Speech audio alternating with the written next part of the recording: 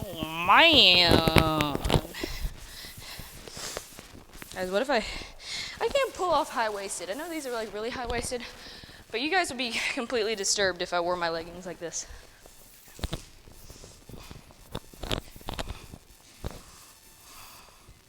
That's why I don't do that. That's why I don't wear the high-waisted leggings. I have a couple pairs of Cambro high-waisted shorts that actually look really nice. You guys should try those out if you have those short torsos like me. Or if you just like the high-waisted shorts, Cambro will have you covered. But other than that, I haven't found a pair of leggings that doesn't make me look like I was going to say an eggplant. Just a potato in general, yeah. Anyways, guys, welcome to Move Mindset, which is basically like a cool down talk today because it's weird. I'm weird, and I had a really good training morning. Different from the last time I did something like this, right? Had a really good training morning. Come back from a busy weekend. This past weekend I did my L2. Woo, super fun. Came back with a lot of great coaching, education, want to be a better coach for everyone in the gym. Is this going to go on? In the gym, and for you guys, my online, worldwide friends and everything. That's ultimately what we're all out to do, right? To get better. That's why we have even these talks and everything. So the reason I wanted to do it fresh off of that workout is because it kind of came to me this morning when I was lifting. I don't know if I'm in frame. I'm going to stand and sit right here on the rower. But came to me a little bit this morning when I was lifting, have this old school throwback, well, old school for me is like early 2000s, but this awesome throwback playlist. Singing some T Swift this morning. Singing, I'm not good with artists, but yeah, you guys will see that later on my story, or maybe I'm going to post it on my story, just like jamming out to some old school Taylor Swift, and all these old songs that I kind of forgot about, but I was like, dang, the jams are on this morning. I was like in the gym alone, like I normally am on Monday morning, and just dancing, making a fool of myself, and it got me onto our subject of ignoring the critics, or how to ignore the critics. Now there's two situations I want to put us in. One, we personally think, at least when we're younger and everything, or if you really feel like you're that shy person who's like doesn't like to be out in front of people a lot, and I was definitely like that growing up, like didn't talk.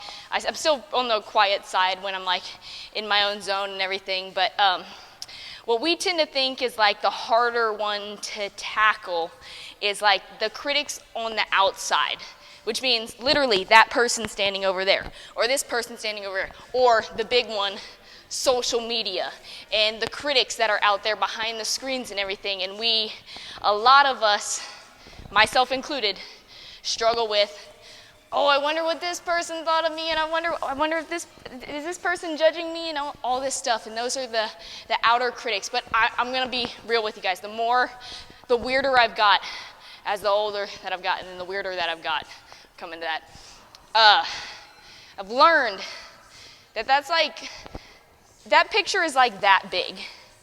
And really, like, if you're that concerned about what other people, how other people think of you to that extreme, we're going to get down to the other critic that's way bigger, way more important to focus on. So you have those critics on the outside, and if I'm so concerned about what those people think of me and how this person perceives me, and do I get along with this person and everything, start with the bigger one. And y'all know what that is? It's in here. It's your own inner critic, and that is the beast. That is the monster that all of us need to be working on. I'm on this life mission. I think we're all kind of on this life mission of just trying to figure out who we are, right? I don't know who I am just yet. I hope one day I get really, really close to figuring that out, but always searching for more. So we're on this life journey of trying to figure out who we are. And then the biggest critic that gets to us and holds us back and limits us is the one that's in here. I truly believe that. Because if I'm thinking about oh my gosh, what does that person over there think of me? Oh my gosh, is that person judging me over there? I must be doing something that I'm not comfortable doing for myself. And that's not a bad thing, but whether we're in comfortable situations or uncomfortable situations, you just gotta own it. Like if you're trying a new skill and you're worried about what other people might think of you because you might fall on your butt, or you might make a fool of yourself, you might smack your face with a barbell, been there, done that, and it's embarrassing. But it doesn't matter, you just gotta own it.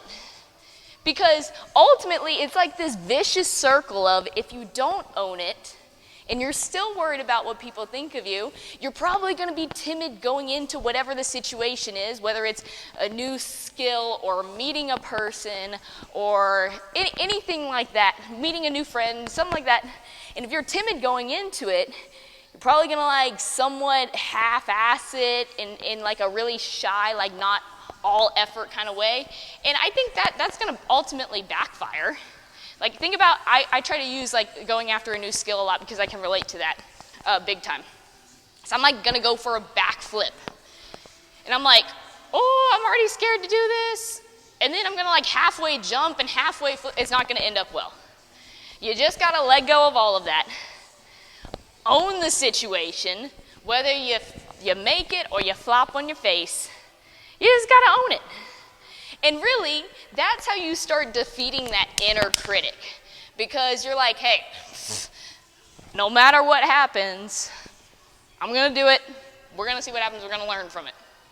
And if I fail and flop on my face, I'll get back up and try again. At least I have a little bit more knowledge in the bank this time to maybe jump a little bit harder. Or maybe swing my hands a little bit more over my head for the backflip. And then you go for it again. Or, if I'm successful with it, great. I'm going to feel really good about myself and then have more confidence going into the next attempt. So, where are the critics? The critics, yeah, they're always going to exist on the outside. They're going to exist behind your phone screen. They're going to exist all around here because people are curious and people want to know what's going on. I want to know what's going on. I don't want to be left out of the party. But the bigger one you need to watch out for and need to train to be stronger than and control is this one, the inner critic. And it's gonna come out. If you don't have that critic, if you don't have it, I don't know what you're doing. You're just floating around like a piece of dust in the air, not giving a care about what you're doing or where you want to go. You need to find more. So when you're going to find more, there's the inner critic. And it's going to be like, oh my gosh, you're so small, you're so weak, you don't know what you're doing. It's going to tell you those things. And you're going to be like, yeah, I might not know exactly what I'm doing just yet, but I'm still going to go for it. And I'm going to learn from it. And I'm going to try again. And you can't stop me. And that's the inner dialogue that's happening in here all the time. It's a lot. I hope I'm not the only one out there. I don't think I'm the only one. That's why I'm doing these talks with you guys. But you start controlling this critic. Start controlling that guy. And when you focus on that guy, you focus less on the smaller critics out there. You don't need them. If they're paying attention to you, they probably admire you. That's the truth.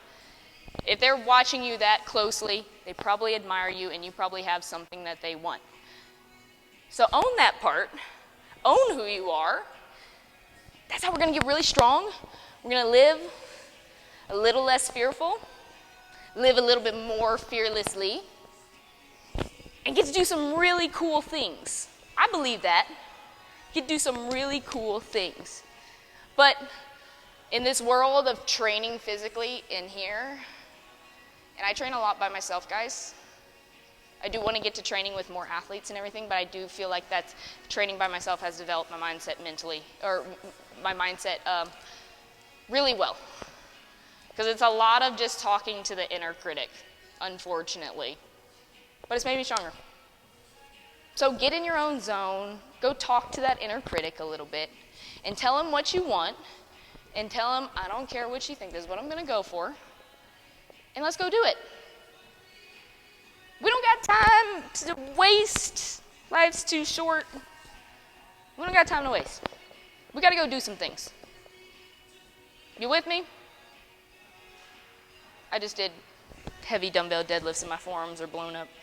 I don't want to go pick them up right now. Maybe my inner critic will go do that for me. Just kidding. Okay, I'm going to stop right here. I love you guys. I hope you guys have a great week. I hope this helps you guys. And if you have any questions, leave it in the comments and message me on IG. And let's make it a good week. I'll see you guys later for more fun. Peace out.